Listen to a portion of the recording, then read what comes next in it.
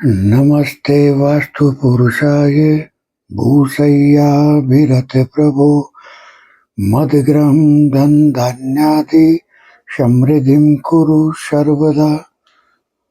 मैं नरेश कुमार जांगड़ा हंस वास्तु शक्ति चैनल की पाठशाला में आपका हार्दिक स्वागत करता हूं। देखिए सर, जो अपना संसार है इसमें एक से एक बड़ा विद्वान बैठा है। मैं किसी की भी तुलना अपने से नहीं करता क्योंकि मेरे से सब बड़े हैं। मेरा तजुर्बा मेरे पास है, औरों का तजुर्बा औरों के पास है। बाकी जो भी मैं आपको बताऊं वो अपनी रियल लाइफ में आप अगर उसको देखोगे तो आपको भी पता चलेगा कि किसी से तुलना करने की किसी की जरूरत नहीं होती है। जैसे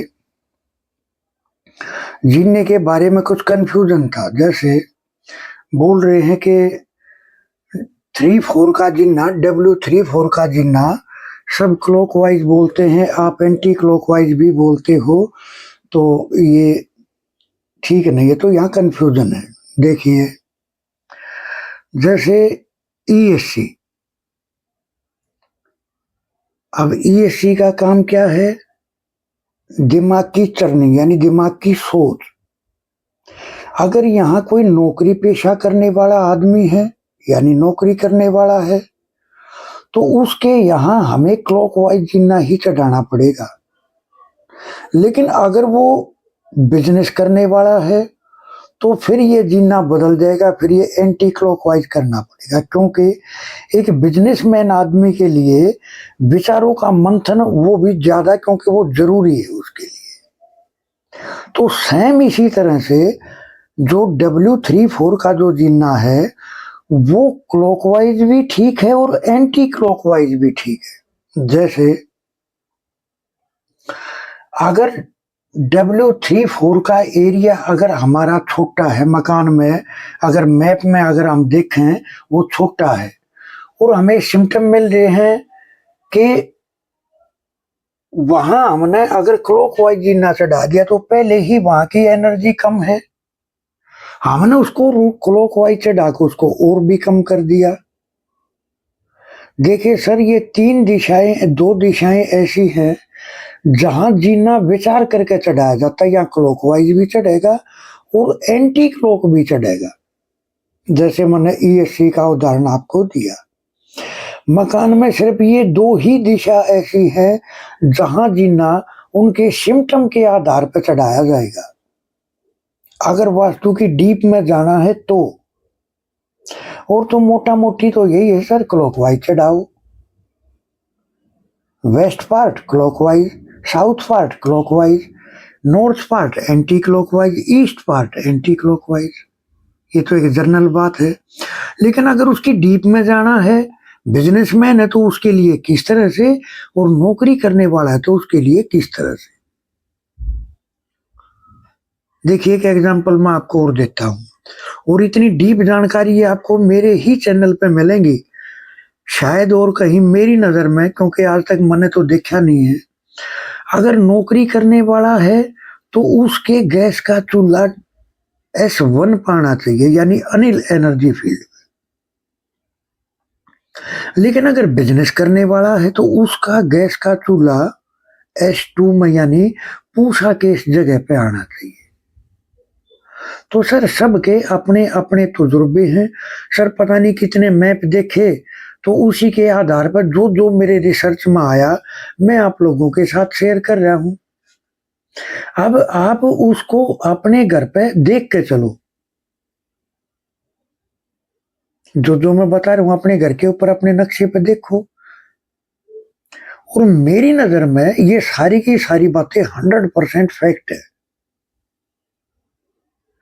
क्योंकि ये कुछ तजुर्बे होते हैं, ये डिटेलिंग के पार्ट होते हैं कि इन 2 दिशाओं में WSW और ESC यहां जीना उनको उनके कर्मों के आधार पर, उनके बिजनेस के आधार पर देना पड़ेगा। ये है डिटेलिंग के पार्ट। तो सर, कंफ्यूज होने की जरूरत नहीं है कि वो मैंने आपको चैप्टर बताया मोटा मोटी का, लेकिन अगर डीप में जाना है मैं तो का सब्जेक्ट बता रहा हूँ आपको। तो इस तरह से खैर एक कमेंट है, सर वॉशिंग मशीन कहाँ रखे? देखिए सर, वॉशिंग मशीन मेरी नजर में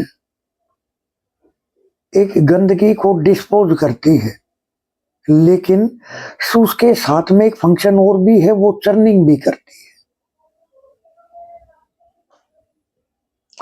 तो सर अगर आप उसको ईएससी में रखोगे तो बहुत बेटर रिजल्ट आपको देखने को मिलेंगे। वैसे आप इसको तीनों स्थान पर रख सकते हो। कहां कहां?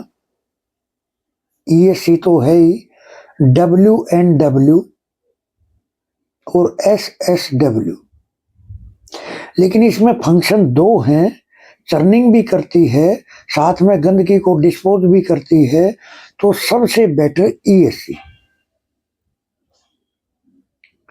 दूसरा इन्होंने इसी में क्वेश्चन किया, सर एनडब्ल्यू में सेफ्टी टैंक है, तो मैंने एनडब्ल्यू के सेफ्टी टैंक के जितने भी एट्रीब्यूट थे मैंने आपको बताए।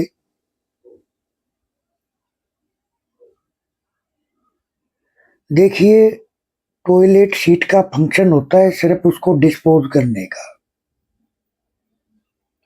लेकिन जो ये सेफ्टी टैंक होता है, जब सीट से ही आदमी इतना घबराते हैं तो सर वो तो सेफ्टी टैंक है, वहां जाकर तो गंदगी जमा होती है। यानी राहु की जबरदस्त जो एनर्जी है वो वही है सेफ्टी टैंक के अंदर।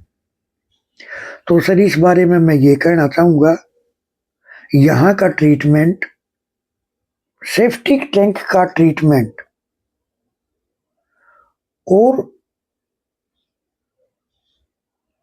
एक हिट जो मारती हैं टी पॉइंट का गेट, ये दोनों चीजें मैप और सिम्टम दिखा के उसके बाद में ही ट्रीट करने चाहिए।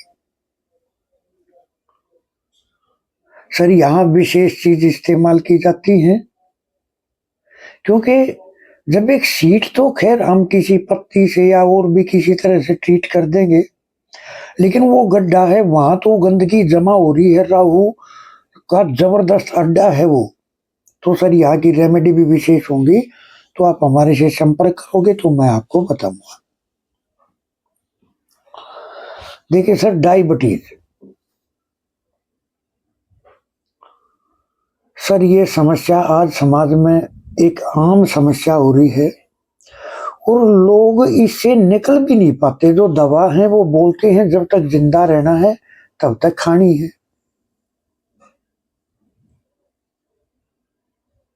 तो सर मैं यहाँ एक बात कहना चाहूंगा, टू द पॉइंट बात करके, वीडियो को ज्यादा लंबा ना करके। देखिए सर, ESE यानी चर्निंग का जो, यानी जब बंदा और कॉन्फिडेंस हो जाएगा, यानी ये एरिया किसी भी रूप में अगर दूषित हो गया तो बंदा और कॉन्फिडेंस हो जाएगा। उस ज्यादा सोचने के कारण कहां प्रभावित हुआ, उसने अपने 180 डिग्री पे हिट किया WNW को, डिप्रेशन टाइप। और दवा कहां से शुरू हुई बीमारी? NNE। देखिए सर, दो मेजर एरिया हैं, ESC और NNE, लेकिन डायबिटीज जन्म कहां कहां से ले सकती है? अगर सर आपके ईस्ट में अगर बिजली का मीटर आ जाए तो भी आपको डायबिटीज हो जाएगी, या ईस्ट में फायर एलिमेंट आ जाए तो हाइपर भी हो जाते हैं और डायबिटीज भी हो जाती है। तो आपने ये जोन चेक करके चले। और सर डायबिटीज के लिए मैं ये कहूंगा कि ये केतु से संबंधित बीमारी है एक तरह से।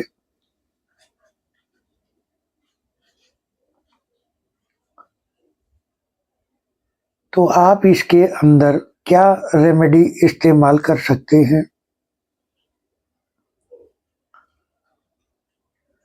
देखिए, जैसे एक नीम और 1000 बीमारियों की दवाई,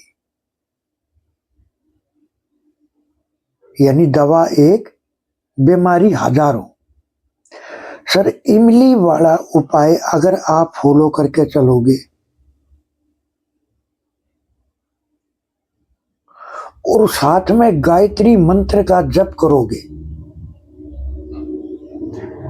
तो सर आप देखोगे इन जगहों को बैलेंस करके, अगर ईस्ट में अगर फायर है तो आप अपने चूल्हे के नीचे ग्रीन कलर का कोई भी पत्थर, टाइल, कुछ भी आप ग्रीन कलर का कर दो।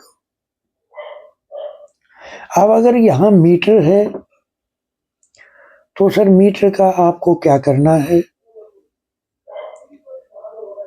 उसमें कुछ ग्रीन कलर की इस तरह की एलईडी लाइट लगाओ कि उसमें 24 घंटे चलने दो, कि वो मीटर ग्रीन नजर आए तो वो मीटर वही का वही ब्लॉक हो जाएगा और आप देखोगे आप अपनी समस्या से भी निकल जाओगे।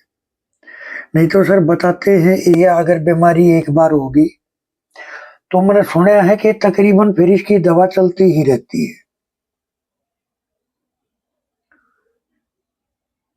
तो सर इसमें ये रेमेडी आप फॉलो करके चले, आप देखोगे वो इमली यानी केतु का प्रभाव और प्लस सूर्य का उपाय यानी गायत्री महामंत्र, ये गायत्री जप 108 बार आप महामंत्र का, गायत्री महामंत्र का पाठ करें, आप देखोगे आपकी दवाइयां छूटनी शुरू हो जाएगी और धीरे धीरे धीरे धीरे आप बिल्कुल ठीक हो जाओगे, आपको दवा की भी जरूरत नहीं पड़ेगी। और जो वहां दोष हैं उनको आप अच्छे से ट्रीट करने के बाद में ही ये रेमेडी फॉलो करनी है। अगर ये रेमेडी आप वैसे भी फॉलो करोगे तो सर ये तो लाजमी बात है, जैसे चूल्हा है तो सर वहां ग्रीन कर दिया, अगर बिजली का मीटर है तो उसको भी आपको मैंने तरीका बताया, एनएनई में कोई टॉयलेट वगैरह है तो उसको ट्रीट करो, डस्टबिन है तो उसको हटा दो।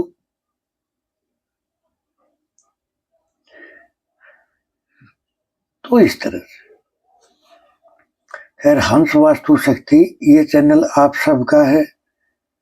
देखिए अहंकार पैदा करना अच्छा नहीं होता, अपने आप को सर्वश्रेष्ठ बोलना। देखिए सर मेरे से बहुत बड़े बड़े वास्तु एक्सपर्ट हैं जिनके सबके अपने अपने तरीके हैं। सर मैं अपने आप को इन सब से छोटा समझता हूं क्योंकि सबके पास अपना अपना ज्ञान है। सर जहां तक मन ने अपने प्रैक्टिकल के शो में देखा वही मैं आपके साथ शेयर कर रहा हूं और आप देखोगे, आप जब मिलान करके चलोगे तो सर आपको भी सिम्टम सेम नजर आएंगे। थैंक यू, धन्यवाद, नमस्कार।